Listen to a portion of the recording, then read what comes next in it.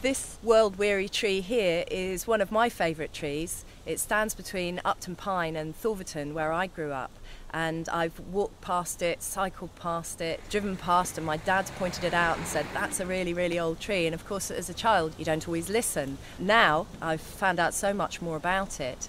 It features on a map of 1765 as the Great Oak, and in 1789 the Reverend John Sweet rode past it and described it as a noble, ancient and vast oak standing at the 5 Mile Stone from Exeter. And we actually have a photograph of it from 1901 where it was still a massive tree with a lot more limbs than it has now.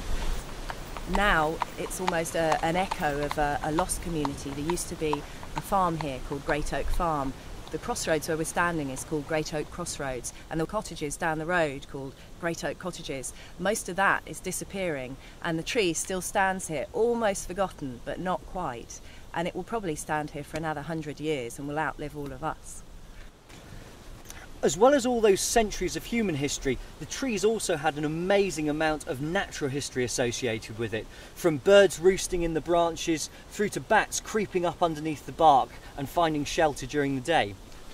Even now it's entering another stage of its life, which is possibly the most exciting, as the heartwood of the tree actually dies away. So different animals can find somewhere to live, from cobweb beetles that manage to live inside the spiders' webs in there, to boring insects like the lesser stag beetle, which taps out a rhythm in its burrow inside the tree to warn off any other competitive grubs in there. It's really important that we take this as an indication of how we need to look after all the trees within the district, not just the little baby saplings, not just the big impressive mature trees, and not forgetting the veteran ancient trees like this. We need to protect all our tree stock to make sure we've got that diversity for future generations to enjoy.